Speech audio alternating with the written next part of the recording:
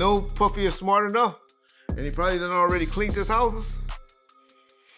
But sexual predators, what do they do? And we'd be like, damn, why? Even years after her passing, Kim Porter remains vivid in our memories. Her life and untimely death, linked to Sean Diddy Combs, continue to resonate with many. There was story that he was trying to get Chris Brown. There's stories about, you know,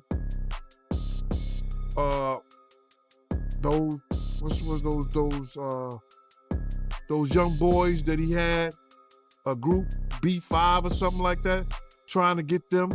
Yo, it's a lot of stories that goes around in this industry about not just him, other people. Jimmy Iovine. Ain't nobody talking about Jimmy Iovine.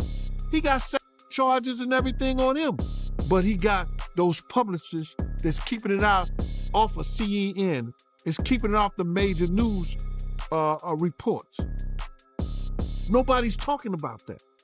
Recently, Sean Diddy Combs has been showing signs of distress, and it's understandable given the situation. 50 Cent has jumped into the fray, targeting Diddy and drawing attention to the unresolved case of Kim Porter, Diddy's former partner, whose death has been surrounded by controversy. The drama intensified when a TikTok user reignited rumors about Cassie's ongoing lawsuit against Diddy. This lawsuit involves serious allegations of abuse and sex trafficking spanning over their decade-long relationship. As the case unfolds, new revelations continue to surface, keeping the public and media on edge. So allegedly, Cassie has turned over evidence to the feds. Yes, to the feds.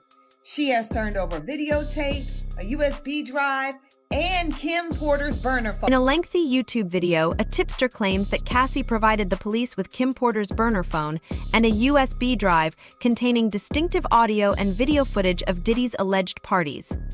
Reports suggest that several prominent figures in the industry attended these events. It seems that Cassie presented this evidence to bolster her lawsuit against the music mogul. Claims that, you know, she hid out at a friend house in Florida after, you know, Diddy put hands on her. And she said that she was tracked down by a guy named James Cruz, the president of Bad Boy Management. You know anything about that? James Cruz and Hard Pierre always been Diddy's flunkies, especially Hard Pierre. That's why he's being sued right now, too. The situation takes an even more intriguing turn with a startling revelation. An insider email sent to Tough News TV suggests a connection between 66-year-old Bishop T.D. Jakes and Diddy's extramarital activities. This unexpected link adds another layer of complexity to the unfolding drama. If Bishop Jakes was at a Diddy party, there could only be two reasons. Money or sex. That's all that happens at Diddy parties. Money and sex. I hope it was for money. Charitable contribution. I hope it was for money, because arguing about who's going to put the strap on is... So that whole party was weird out. And it was Janie Pickett, but... You saying the whole party was weird. What did you see at the party that made it weird? I mean, I'm confused. I guess it was Illuminati. It's just weird. I know I wouldn't want to be part of those like that. You know what I'm saying? Rumors suggest that the untimely death of Porter might be linked to private activities that could have been recorded for a memoir she was working on. In previous interviews, singer Jaguar Wright hinted at a possible connection between Diddy and Porter's passing. Kim died from pneumonia, but there's the first coroner's report that said that she died.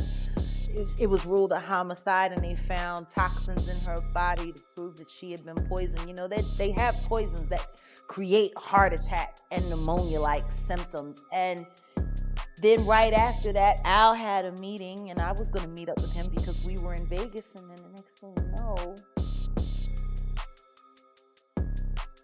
You want to know what they all had in common, though?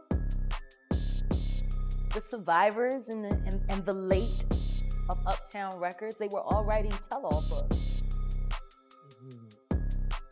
Andre was writing a book right before he died. Heavy D was working on a book before he died. Kim Porter was working on a book before she died, and Al B. Sure was working on the documentary of his life, and then he goes into a coma. Has Puffy ever been in a coma? Has anything happened to him? He must be the luckiest motherfucker, because it seems like everybody that worked at Uptown Records from the very beginning. Porter's death might also be connected to her revealing details about Diddy's private behavior, which was not widely known at the time. As Porter is no longer available to provide further information, we turn to Gan Deal, a person who was close to the late Kim Porter, for more insights. Because when they were in the room and they would go in the room with another couple, right? And I've seen some things happen in the jacuzzi. Like when I'm the only one could go to the room 9 times out of 10.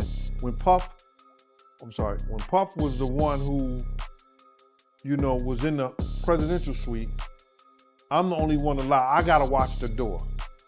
No one can get into that door. I'm the only one that had the pass key or whatever. You know what I'm saying?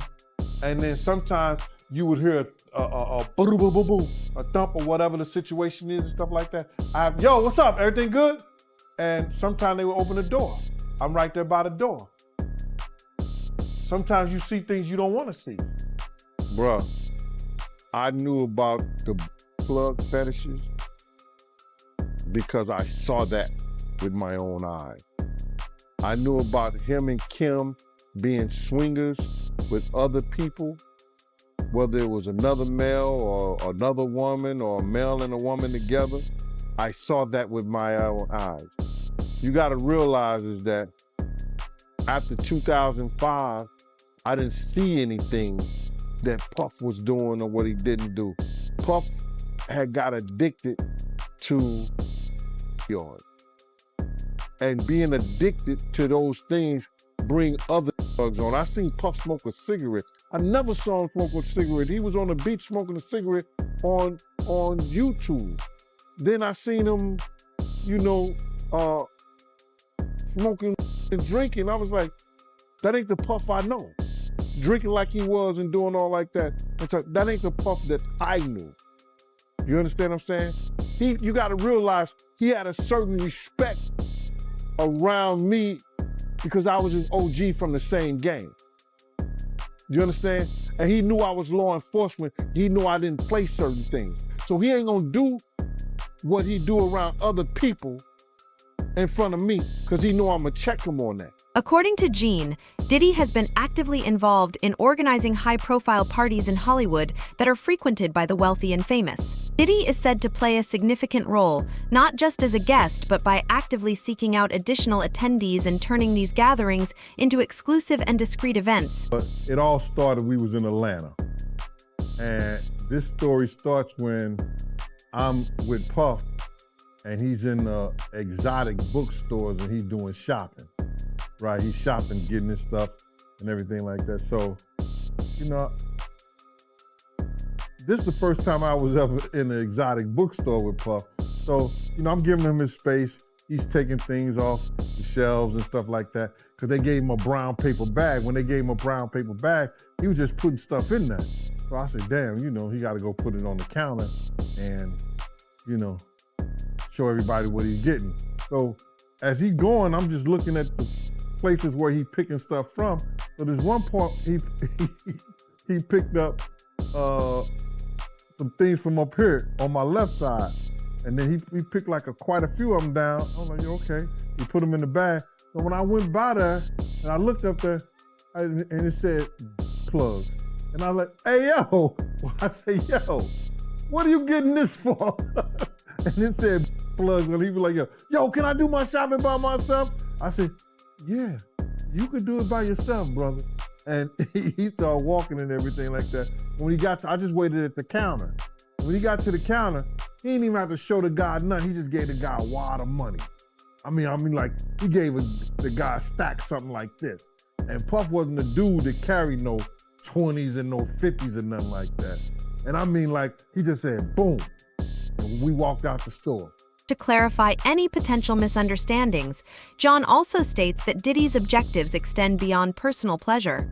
According to Gene, Diddy has been organizing these events not only for his own amusement, but also to encourage other influential men to engage in unusual activities. Deal claims that Diddy invites individuals to these controversial gatherings, suggesting that hiring male escorts is not solely for his own gratification. A lot of freaky stuff is going on. You gotta use your mind. What they was doing with those. Rather than just naming individuals, Gene is currently offering an inside look into Diddy's world, which includes extravagant parties, Turkish baths, and other scandalous gatherings. I knew I used to wait outside of Turkish baths for him. You know what they do in the Turkish baths? No, I don't. Oh, you don't? Okay. That's where a lot of gay men meet. And they all take hot baths together. To each his own though, bruh. But that's a lot of that these guys get into when they start having certain meetings with certain people and they meet them at the Turkish bath and they do their meetings and they meet their people in those type of situations where they're comfortable at. So they don't have to worry about their indiscretions coming out. You mean? You understand what I'm saying? So that's why, you know, twice, sometimes 3 times a week, me and the driver be outside. He'll run into the Turkish bath. Got that big ass tub at home, but you wanna go? No, go ahead. John has described Turkish baths as a common setting for discreet meetings among gay men, suggesting that, due to Diddy's organizational skills, these gatherings go beyond mere social events. Instead, they are part of a broader network where people secretly meet for personal activities. For context, Kim Porter and Diddy had a complicated relationship starting in 1994. The couple had 3 children together, a 25-year-old son named Christian and twin 16-year-old daughters named Delilah Starr and Jesse James. Following Cassie's lawsuit, which revealed both the emotional trauma she experienced and lingering effects from Kim Porter's unexplained death, the complexities of Diddy and Porter's relationship have become even more evident. Like, I don't know if you know what his voice sounds like, but like, I felt like I was in the presence of his monster inside. And I remember like looking in his eyes and I said to him, what did y'all do? On November 15, 2019, Kim Porter, aged 47, was reported missing from her TC Lake residence. The Los Angeles County Medical Examiner concluded that the cause of death was lobar pneumonia. Porter had recently returned from a trip to Africa a month prior with no known health issues. However, in the days leading up to her death, she had developed flu-like symptoms. According to the medical examiner's report, there were no signs of trauma, and there was no known history of drug or alcohol addiction. Him and Kim had got into an incident where she had took a corkscrew and cut his wrist, his right wrist. So I was asked to go over there, and right then I found out that they had an altercation. Kim looked like she was bruised up. Despite the official conclusions, rumors persisted about a more sinister explanation for Porter's death. Artist Al B, sure, Porter's ex, fueled these suspicions by questioning the official story. In a now-deleted Instagram post, he expressed doubt, writing, "I know very clearly that Kimberly didn't just suddenly pass away from pneumonia. That's some bull." It's when you seen things kind of get worse, or you just started seeing things in general? Well, I wouldn't say worse because Puff never did things like that around me. He knew I didn't play that. He tried cursing his mother around me, and I checked him on. Unfounded rumors emerged suggesting that Porter was working on a memoir that might disclose personal details about her relationship with Diddy. These rumors, along with calls from fans to re-examine Porter's death, gained traction. Additionally, Al B, sure suspicions of foul play were reignited by Cassie's lawsuit. I seen him even tell people on the phone before, like, yo, like he did Wendy Williams. He said it when we was in Cali. when I come back to New York and that BITCH is on the radio, this is Wendy Williams, the hottest radio host in New York City. When she put out those pictures of the dude pulling his pants down and it looked like some gay act that was going on, he got on the phone. He said, let me tell you this. When I get back to New York City, if she's on the radio station, he's talking to a radio executive. He said the same thing to he said, nobody that I deal with, nobody that I know is gonna do anything with y'all, no business at all. Amid the ongoing calls for clarity regarding Porter's death, Kimora Lee Simmons, a close friend of Porter, shared a cryptic message on her Instagram story on November 17th: as you sow, so shall you reap. This post came after Simmons had visited Porter following her death. Rumors also circulated suggesting that Simmons was doubtful about the official cause of death and might possess significant information about the rumored tell-all book. People could say what they want to say. Yo, Diddy would have did this, Diddy would have did that. Nah, he wouldn't have done that. You know what I'm saying? Because I think I told you this before. When he cursed his mother, I said to him, man, if you curse your mother again, I'm going to beat the shit out you. He told me, no, Gene, she always in my business. I said, if it wasn't for her, you wouldn't have no business. But who knows for sure? That's all for today. Share your thoughts in the comments below, and for more updates, don't forget to hit the bell icon.